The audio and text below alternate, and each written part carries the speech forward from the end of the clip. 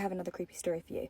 This one is about a lady. She moves into this really famous British TV presenter's home. Lives in like the English countryside. She's got this big like manor house, and then somewhere in the ground she had like a gamekeeper's house where she would have somebody stay and look after the horses when her children went to boarding school. This woman, she says yes to the job, and the job specifically says that this lady is allowed to bring her pet. So she's like, fantastic. She brings her big Doberman with her. The presenter, whose name she doesn't say, but I have a very good idea of who it is. As from what she could tell, the lady was very friendly. They had like minimal interactions because this lady was always away busy working. She seemed to work very hard. Mostly it was just like other staff members that she would interact with and get information about the place and what she had to do. One of the major drawbacks of this job was that she didn't have her own washing machine. So whenever she needed like new towels or she needed any laundry doing, another member of staff from the main house would come and collect her stuff and take it back to the main house and wash it all for her. This one day she comes in from a very long day of riding horses. She's mucky, she just wants to take a shower. But when she gets into the cottage, she realises there are no towels, which is weird because that morning maid had been in and she'd bought this big old stack of towels. So she's like, where on earth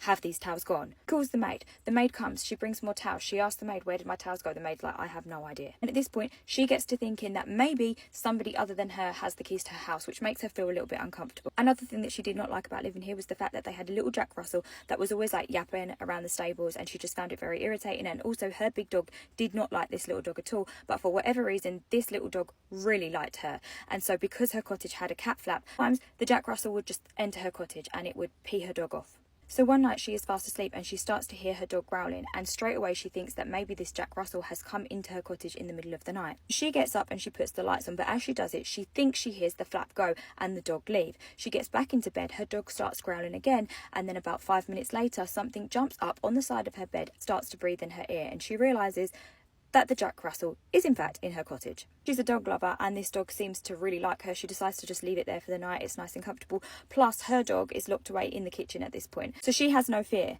that they're going to like get together and have a scrap. When she wakes up in the morning, the little dog is already gone. She gets her breakfast and she sits at the kitchen table. When she looks out to the field where the horses are, her view is obstructed by a set of handprints on her window. And weirdly enough, the handprints look as if they've been looking in to her cottage. He figures that maybe one of the other caretakers had come along in the middle of the night just to check if maybe the Jack Russell had made it to her cottage, and maybe when they'd seen them together they'd just left it and walked away, which is weird. Nevertheless, she gets up and she goes outside of the cottage and she starts to wipe the window to try and get the handprints off, which is when she realises that the handprints are from inside the cottage, so they're not rubbing off.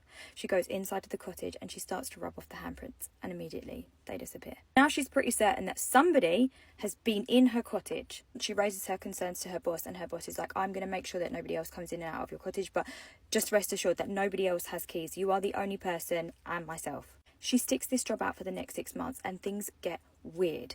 In the middle of the night she would hear the Jack Russell come in. She would hear her dog growl, but when she would get up and she'd put the lights on, he was never there.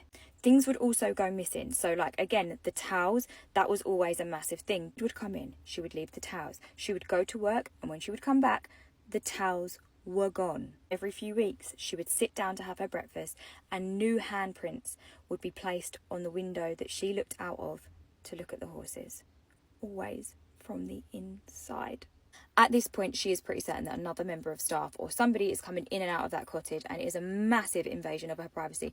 She no longer feels safe. She no longer feels comfortable to live there, rightly so. And so she tells them that she is going to be leaving, and they ask her, can she stay for 2 weeks while they find another member of staff, which she obliges. One night, 10 days in to that 2-week stay, she only had another 4 days to go and she could leave.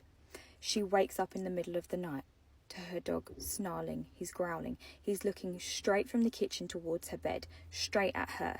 He's showing his teeth. And immediately she's thinking, okay, the Jack Russell is in the house. And that's when she hears it. From beside her, she hears the breathing of what she thinks is the dog.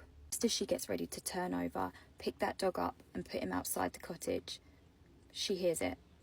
She hears clear as day a man's voice whisper into her ear from where she thought the dog was, and it says, I'm here.